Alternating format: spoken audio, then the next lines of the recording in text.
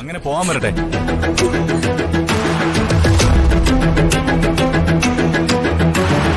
അച്ഛാ, ഞാൻ അച്ഛനെ ധിക്കരിക്കുകയാണെന്ന് കരുതരുത്. എന്നെ വിശ്വസിച്ച് എന്റെ കൂടെ വന്ന പെണ്ണാവിള്. അപ്പോ അവളുടെ സുരക്ഷിതത്വം എന്റെ കയ്യിലാണ്.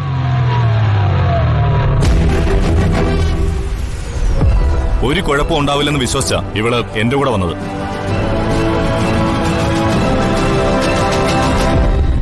അപ്പോഴേ ഒരു കാര്യത്തിലും എന്റെ ഭാര്യ വേദനിക്കാൻ പാടില്ല. ഇതേ ഞാൻ പറഞ്ഞല്ല, ഞങ്ങൾക്ക് വേണ്ടി ഈ നിൽക്കുന്ന മഹി റോഡിൽ അടികൂടിയപ്പോ അച്ഛൻ തന്നെ എന്നോട് പറഞ്ഞതാ. എടാ, നമ്മുടെ മെക്കിട്ട് ഒരുത്തൻ കേറാൻ വന്നാ വിടരുത്. നിന്നെ വിശ്വസിച്ചല്ലേ അവള് നിന്റെ കൂടെ വന്നത്. എന്തു പ്രശ്നം വന്നാലും നീ അവളെ നോക്കൂന്ന് കരുതിയിട്ടല്ലേ. അവളുടെ സുരക്ഷ നിന്റെ കയ്യിലാ. അതിലുപരി നിന്റെ അഭിമാന പ്രശ്നം കൂടിയാ. അതുകൊണ്ടേ ഈ വിഷയം അങ്ങനെ നിസ്സാരമായിട്ട് കാണാനേ എനിക്കാവില്ല.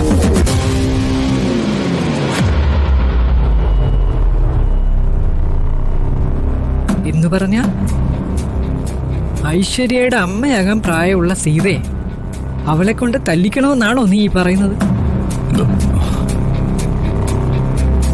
അങ്ങനെ തിരിച്ചു തല്ലിയ നിനക്ക് സമാധാനം കിട്ടുമോ? മുത്തശ്ശി, ഞാൻ പറഞ്ഞല്ലോ, ഇത് എന്നെ എന്റെ ഭാര്യയും ബാധിക്കുന്ന കാര്യമാണ്. മറ്റാരും ഇതിലിടപെട്ട് പ്രശ്നം വഷളാക്കണ്ട. അമ്മയുടെ പ്രായമുള്ള സ്ത്രീയെ തല്ലുന്നത് വലിയ പാപമാണെങ്കിൽ തല്ലണ്ട. ഈ സ്ത്രീയെ എന്റെ ഭാര്യയോട് മാപ്പ് പറയട്ടെ.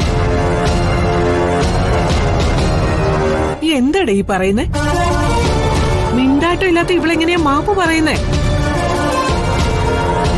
അമ്മയ്ക്ക് വേണ്ടി ഞാൻ മാപ്പ് പറയാം. അതിന്റെ ആവശ്യമില്ല.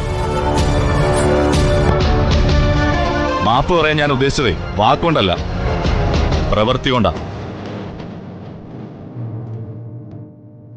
ഇവരെ ഐശ്വര്യയുടെ കാല് പിടിച്ചാ മതി.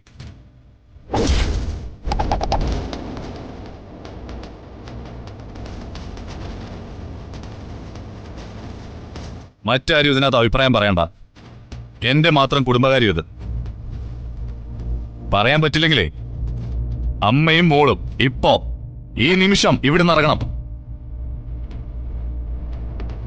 രണ്ടിനെയും ഞാൻ പിടിച്ച് പുറത്താക്കാത്തതേ എന്റെ അമ്മ ഇവിടെ ഇല്ലാത്തോണ്ടാ. കാലി പിടിക്കുന്ന ശിക്ഷയല്ലാതെ അതിൽ കുറഞ്ഞ മറ്റൊരു ശിക്ഷയില്ല. ഇനിയൊന്നും ഞാൻ പറയുന്നില്ല.